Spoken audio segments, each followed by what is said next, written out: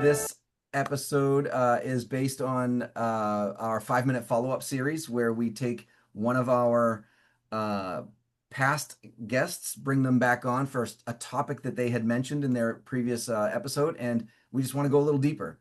So, my name is Tom Libby. I'm the host of the podcast. I'm the current CEO of Smarketing Connect and one of the original co-founders. And today I have on the podcast for his return visit is Mr. Bob Grant. Bob, welcome back. And if you don't mind, could you just give a quick hello and who you are again, to just to remind everybody what you do? Sure. Thanks, Tom. Good to be back with you. My name is Bob Grant, president of Grant Marketing. We are an industrial and marketing manufacturing marketing agency, helping companies grow their business in manufacturing.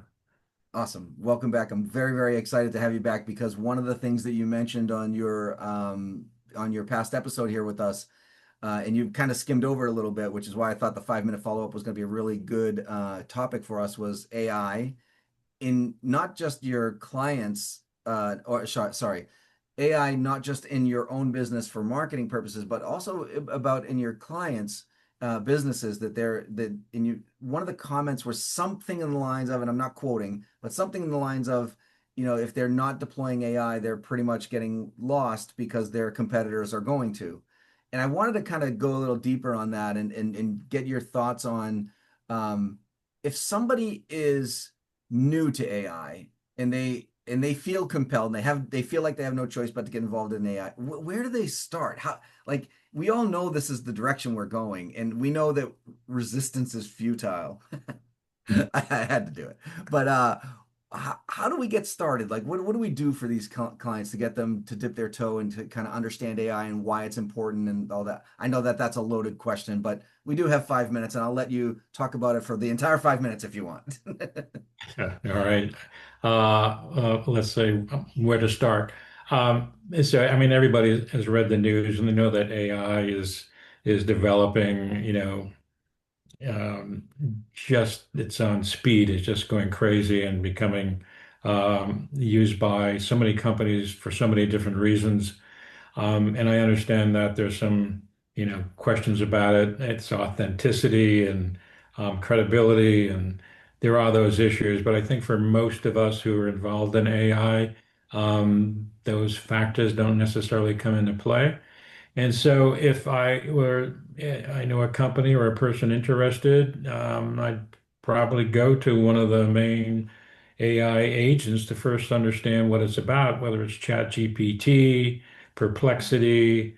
There's a number of them out there, just sort of, put your toe in the water and see what it's about. And I would say most of our clients who we talk to, they have that initial knowledge by doing that. Oftentimes we bring up, what we can do in terms of AI for our clients, and they say, "Oh yeah, I tried that. I went on and I looked up, you know, um, some content if I was going to write an email to somebody, what it would look like." So there's been some experience, and that's probably where anyone would begin their experience. Having said that, we work with a number of AI agents, and that's sort of what they call these things, AI agents. So we have a prospecting agent, we have a customer agent, we have a content agent, and the content agent is what we've been working with mostly for our clients. This allows us to write blogs, to write website pages. When before AI, we would ask a client, we're going to write a blog about what's the importance of CNC machining to producing products for the medical device industry. That blog or page content would take many hours and probably several weeks by the time we go back and forth and get it edited and finally published. With AI, we can ask AI that question initially and come up with about anywhere from 1 to 15 pages of information on it. And so then now we go back to our client and say, okay, here's the basic information, what applies to you directly, and more specifically, and we can then rewrite it.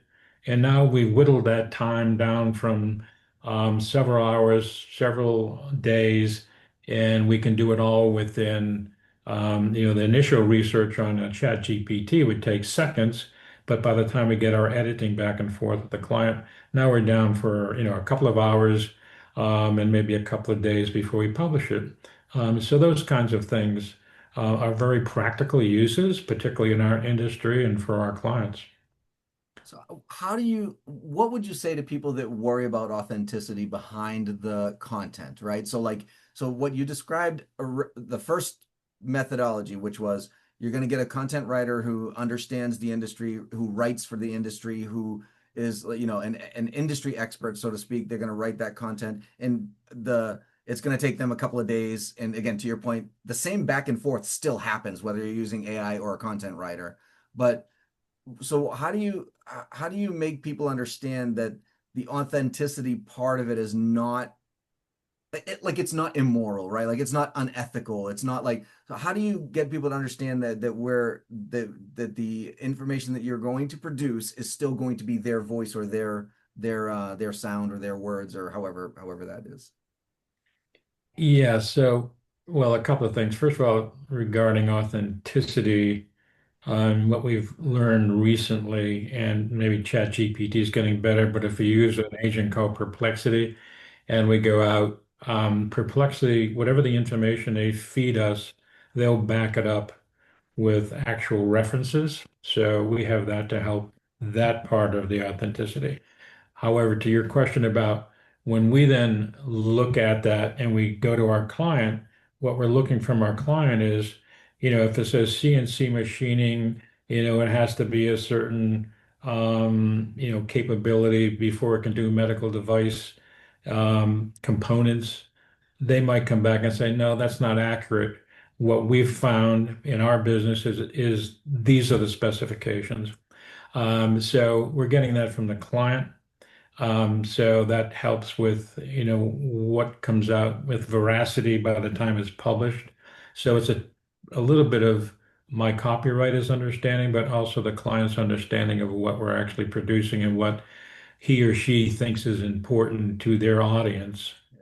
I don't know if So that answers your question or not. it totally answers my question because I'm going to say something now that's going to be so I just want to make sure people are clear that there was a very specific reason I asked the question the way I did, right? So a content writer that you're bringing on board that's an industry expert, they're more likely than not going to use the same references that Perplexity used to write it. So when you're talking about authenticity of a ghostwriter versus I mean, they're really that should not be where your questions are foundationally put, I guess is my point, right? So I asked it very specifically because of that it's literally the same thing, only you just cut days into hours, like or days into, sometimes minutes, because Perplexity is using the same reference material that the ghostwriter would probably look up on Google or whatever. Now, the style of writing, sure, like you can say that some of the AI engines have a pretty good a lot of people can figure out it's AI written based on the style, and it's getting better even with that, by the way, so I'm not even worried about that anymore. But the fact that the client gets to inject their own thought processes into it is really where the magic happens. It really is getting the client to reword things in their voice. And then, by the way, AI is getting better to the point where if you take that finished article and upload it back into the AI, it will start learning your voice. So you can actually start, doing that. Anyway, I feel like, Bob, we can talk about this for a very long time. And I know this is supposed to be a 5-minute follow-up and we're well past that at this point, but I'm probably going to tap you on the shoulder maybe in a couple of months to bring you back for another episode specifically about this topic. I hope you don't mind, but I certainly would love to hear your opinions on the next version of this that we're going to be doing. But it's going to be a more in-depth conversation about AI in particular. But I thought this was awesome. Thank you very much so much for your insights. You're welcome. Thank you, Tom. And we'll wrap it up. Thank you everybody for listening and keep selling.